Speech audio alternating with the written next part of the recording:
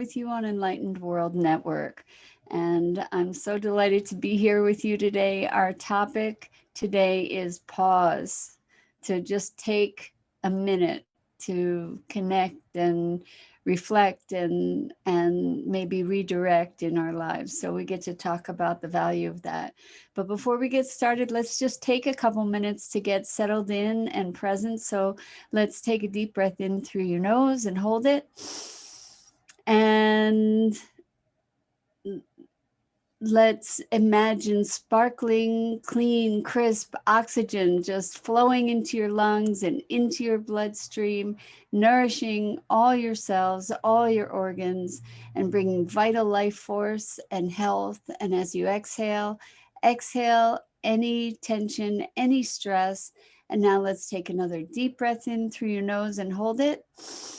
And this time, imagine sparkling, brilliant light coursing into the electrons and molecules and electrifying and energizing and bringing all kinds of brightness and vitality into your being and beyond. And now let's just gently press our palms together. Softly rub your fingers against your palms. Feel the deliciousness of that sensation and bring yourselves present right here, right now. Welcome. So today's topic is pause, and we get so caught up in the activities of our lives and the demands of circumstance that we often neglect the opportunity or don't even recognize the opportunity, let alone take advantage of it, to step back and evaluate and just pause, to pause the motion and look at, is this the direction I want to be going in? And where this comes from is that I had been really feeling like I was running to keep up, like the hamster on the hamster wheel. And we've been talking about this for the past week, pretty much, how we can view life as a sacred pilgrimage and how life is happening for us rather than to us. And when we give ourselves the gift of pause, of a moment, periodically to step back and acknowledge what, like, to kind of take a reckoning of what's working, what's not working in our lives, to at least slow the frenzy of our activity that often we end up performing in a very disconnected way. We have the opportunity then to reconnect, to re-engage, to find a way of presencing ourselves to the opportunities and the magic and the possibilities of our lives. Good morning, Irma and Dido. Welcome. We're talking about pause and the power of pause and how impactful it can be for creating redirection or possibility that might otherwise have uh, gone by without notice, opportunity that may have gone by without notice because we're so caught up in what we're doing. And so this moment of pause, I can, if we take that opportunity to presence ourselves, to remember ourselves. And when we say remember, it's a wonderful word if we sort of dissect it a little. Remembering, so re-putting back together, or reassembling. And when we remember ourselves, we get to presence ourselves in the course of our lives. And when we do that, we get to check in and see what kinds of course corrections can we make for ourselves. And they can be really small course corrections that can have radical impact. Uh, just the simplest moment that we take can open up new vistas where we can entertain new possibilities, new choices. And I think that there's such magic in capturing these moments, or awakening to these moments where we can use our inspired creativity to choose new pathways, new choices. Like in the momentum of an action, the momentum carries that action in, and oftentimes momentum will carry us into a direction that isn't particularly where we want to go, but we go that way because that's the momentum. And when we take the moment to pause, particularly when we're not in our joy or in our inspiration, if we can take a moment to pause, then maybe we can course correct, even just a degree, for instance. And sometimes we can make major course corrections. So I'm still reeling in this out of the box entertainment I created for myself, where, and I mean entertainment in, I was willing to entertain a possibility, that kind of entertainment, where I was looking at, well, what would be an ideal lifestyle for me? What would give me the space I need? What would give me the rest I need? And by asking these questions and allowing myself not to live in the box of the way that things exist, I was able to start shaping a possibility that is going to be much more life affirming for myself in terms of my schedule. Like, really outrageous. I'm still amazed at how outrageous it was for me to even conceive for myself of a schedule where I would have 1 month off and 3 months on, just to conceive of it without knowing how it could happen. But this happened out of a pause, out of taking a pause and saying, well, what's working, what's not working? And being willing to engage with those questions, and what might work with those questions without preconception. And if we can suspend our preconceptions of how something's going to work, then we have the capacity to start generating new ideas that when there's alignment, when we're clicking into something that is moving from inspiration, which we can access oftentimes through this moment of pause, um, then the universe conspires to support us. It's the same thing with mission and purpose. When we have a vision and we step into it, providence moves. So it's really quite remarkable how we truly are creators. And what we tend to do is we tend to limit the scope of what we're imagining into being, because we're accepting these limitations that in many cases are self-imposed.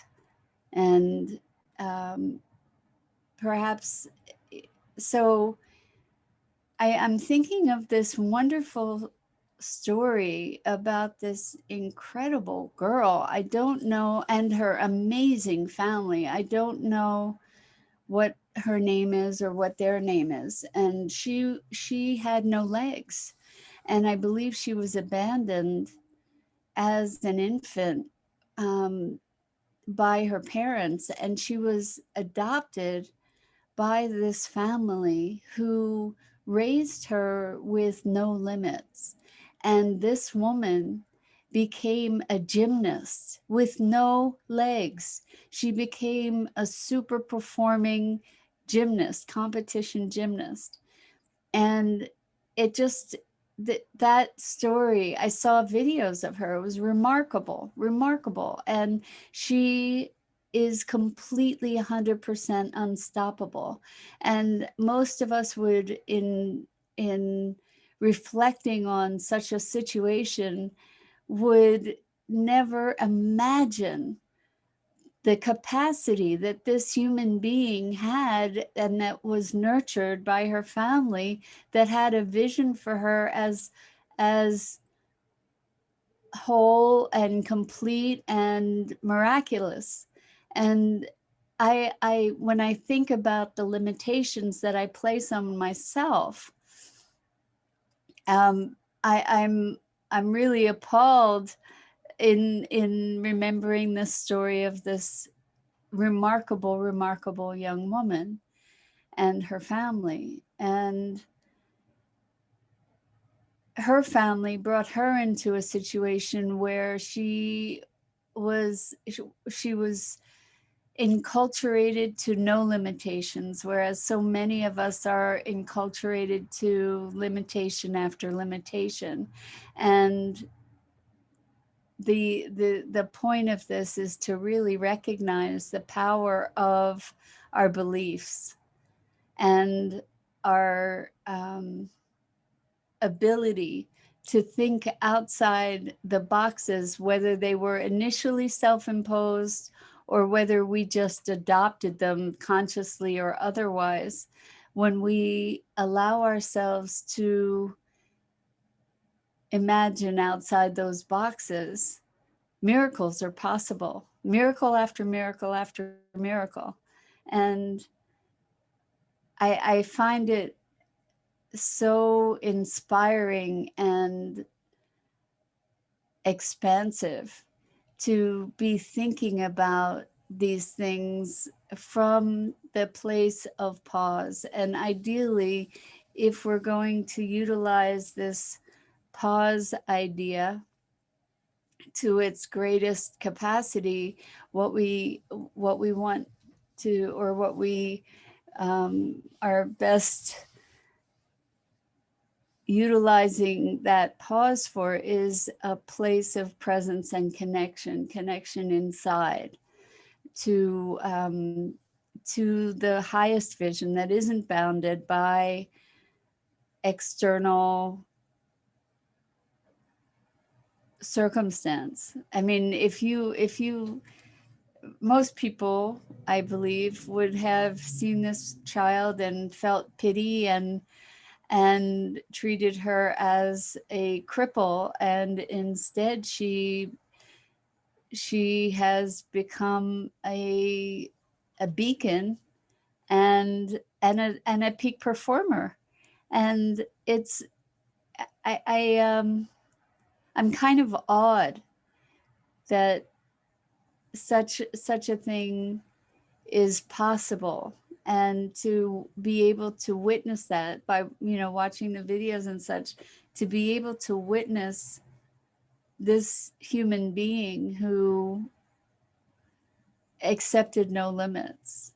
And the pause that I'm talking about is one that I could hope we would take advantage of when we're kind of barreling at full speed down a path that isn't isn't serving our highest expression, and to just step back and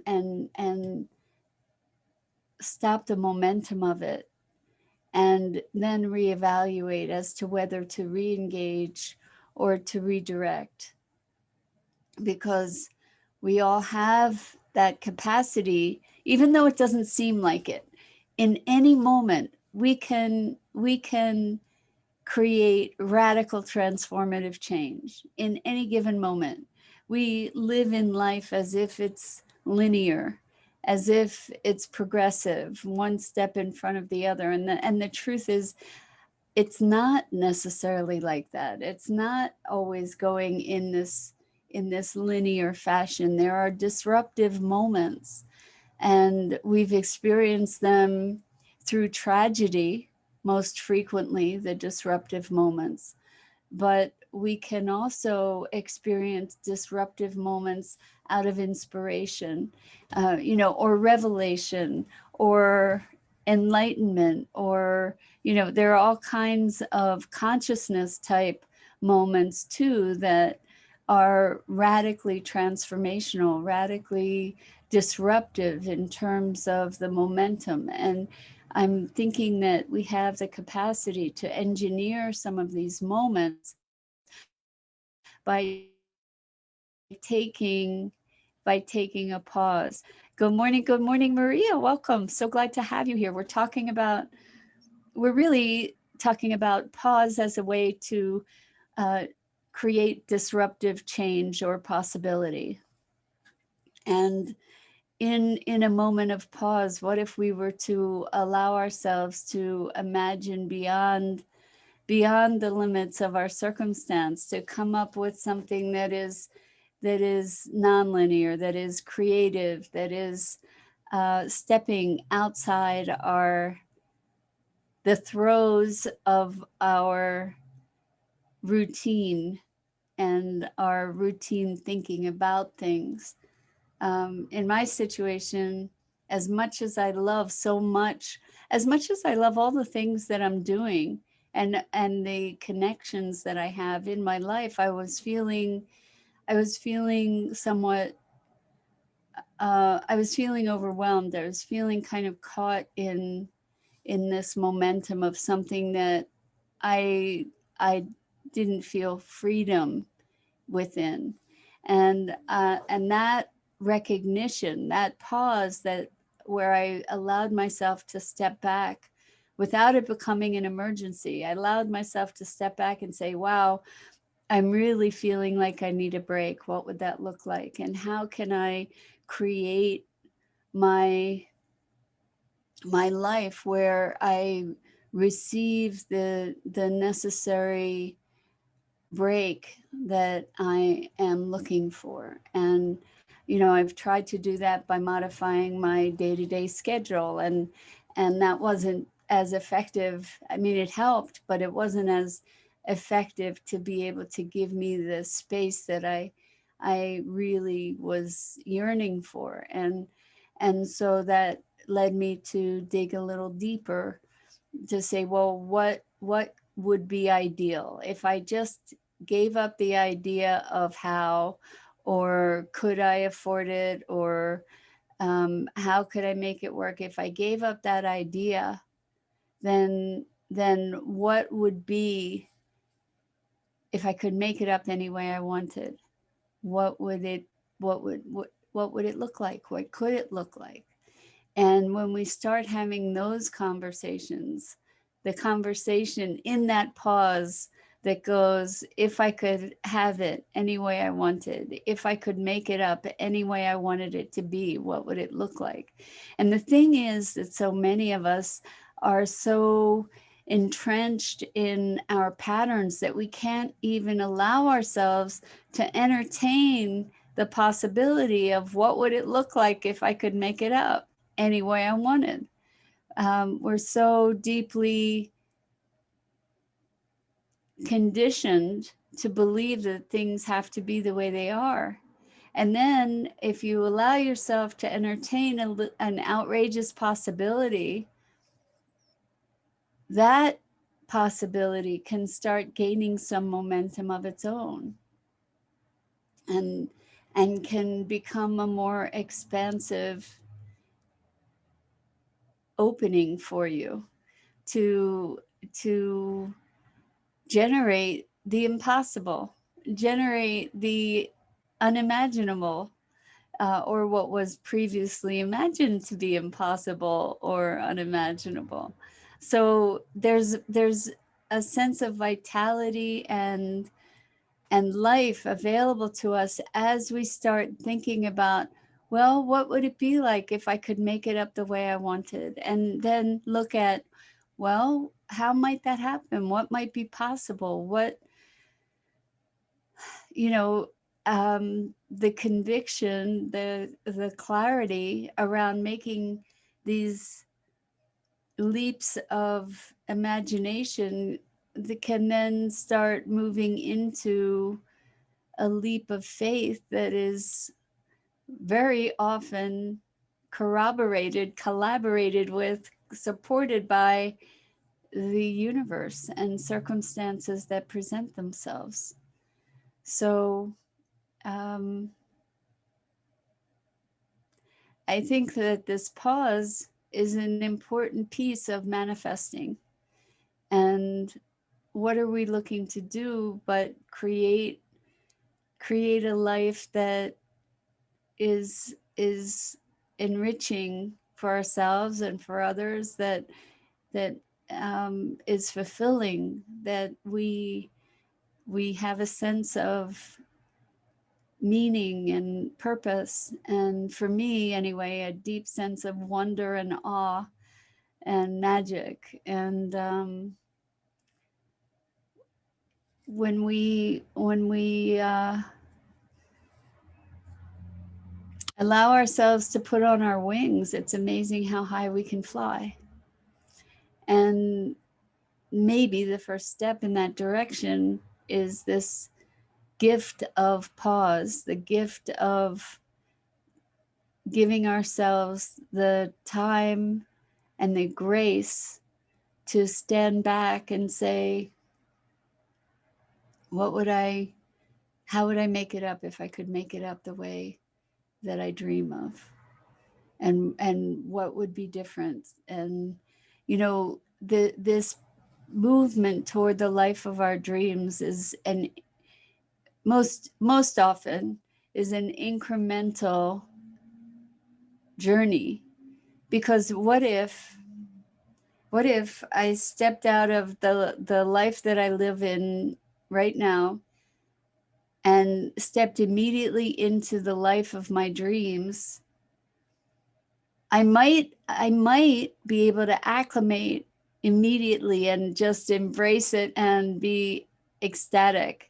However, I think that for most of us, it's the transition that allows us to evolve into who we get to be in the life of our dreams as well.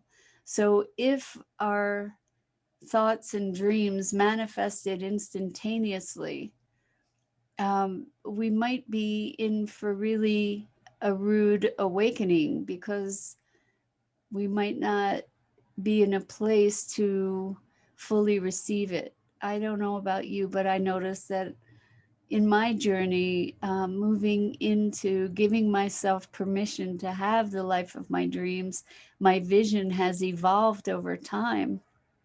As I get to grow into it, the vision itself changes, it expands, it evolves, and it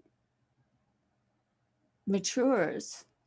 And giving myself the time to mature into it. You know, it's like people that are catapulted, for instance, someone who might be discovered as a talent and then are catapulted automatically into this world that is an entirely different world without having the opportunity to grow into it and acclimate to it. We all need different amounts of time to acclimate, but the opportunity to envision your dream, move forward into your dream, um, with some opportunity to acclimate, is a really important thing. It's like if you're diving, if you're going deep into the ocean, you don't want to come up too fast, because your lungs would explode with the oxygen that was in them, right? The compressed oxygen. So you come up from deep depths slowly, slowly, so that you can normalize, so that your the oxygen in your blood can normalize. And then when you're up at the surface, then you can breathe okay without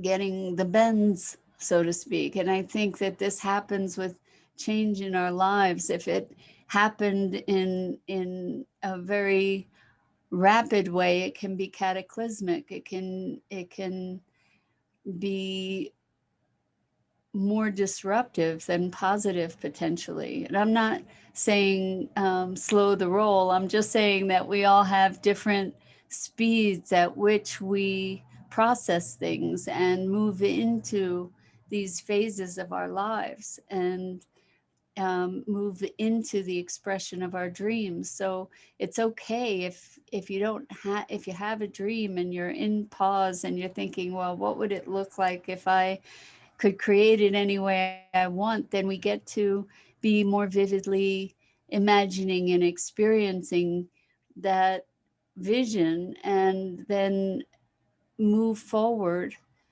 uh, into the expression of that on whatever timeline we each uh, require. The thing is that we often think, but I want it now.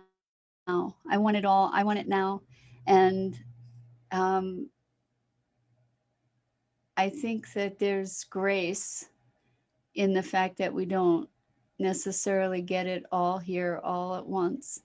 And there are evolutions in the path from here to there that are essential, not only for our acclimation, but also for our maturation and our evolution to be working through the different components and the different challenges that may arise. And different people have different rates of movement and transition and change that work for them. And the truth is that our pace is different in different circumstances, certainly. So Maria says, well said, sister. We are merely a um, something in this web of life in this life may forget that we all live and breathe the earth in it together. I love all your emojis there. I'm not sure what they all are, but I love the sentiment. We are all in it together. Oh, string. Okay, thank you. We are merely a string in this life web, and may forget that we all live and breathe the earth in it together. That's beautiful, Maria. Poetry, emoji poetry. Yeah, so we are all living this life here together, and we have different rates of change that work for us. And I think it's such an amazing thing. I think as we exercise our imagination and our desire and our vision, what we're doing is we're elevating the field globally. We all have an impact, and we're elevating the capacity of the field for that same kind of vision and imagination and possibility. And so as we expand ourselves, consequently, we are expanding the universe, the world, because we're all part of it, and we are all connected. So if I allow myself to dream, maybe that and implement my dreams, then maybe that's something that you will then allow for yourself. So Irma says, what how would it look for me to accept and not compare or think, where should I be at this point? So the should word is is is something that so many of us fall prey to, Irma. You're not alone in that. We all should on ourselves from time to time, at least. And there is no should. We maybe, if you want to take a should, the best one is, I should be right where I am right now because I am here and it is perfect. And so I wonder if that is a support in accepting. Is like, if I go under the premise, and this is something we spoke about yesterday, life is not happening to me, it's happening for me and through me. And if life is happening for me and through me, then it is perfect. If I allow that it is all perfect, even though I may feel absolutely miserable in this moment, and I can't imagine how this could possibly be for me. If I imagine that where I am right here, right now, is where I should, and that's with air quotes, be, if I, that I'm in exactly the right place to be moving through and experiencing and expressing my life, then that allows me greater acceptance of this moment, which hopefully enables me to not be resisting it as deeply, and to allow myself to move into and through whatever it is that's arising. So good. Irma says, where I am is perfect. It gives me some ease. Yes. And that's really, whenever it comes to should, it's denying the perfection of our lives. So if we just allow ourselves to be where we are and know that it's perfect, even though we don't understand it or we don't know why, if we know that it's perfect, that can give us greater ease. That can allow us to be more present without resistance. It can allow us to not make ourselves wrong, to not beat ourselves up, to not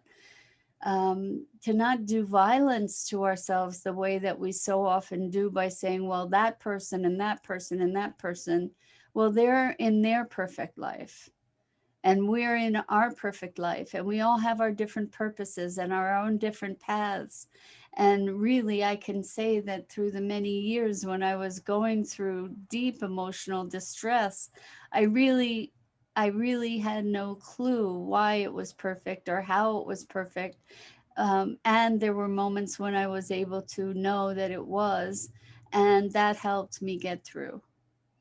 And now in retrospect, I see how rich my life has become due to all of those challenges, and how much more I'm able to contribute to others out of the wisdom grown from that experience, as excruciatingly painful as it was.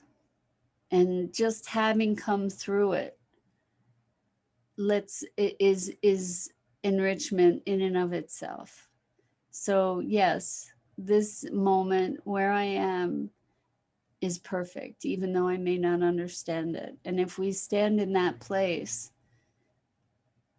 we are inviting grace and magic and wonder, because there's a flow as we allow the perfection, even in our resistance. There's perfection in that too, in all of it. And it feels like that's a really good note to end on for a Friday, to take you into the weekend with the presence to your own, the perfection of your life. And as you can continue to presence yourself to that, who knows what kind of magic will appear on your path forward. So with that, I'm gonna wrap it up and say, I'm Mira Rubin. This is the Core Connection, and I go live every weekday morning on the Enlightened World Network Facebook page. And please check out the Enlightened World Network Facebook page for all kinds of wonderful, wonderful programming over the weekend and every day. And I just want to say how grateful I am to you for sharing in these conversations and this journey and um, this exploration of what it is to be here together on this planet. So lots and lots of love, and I wish you all a wonderful, wonderful weekend. Until next time.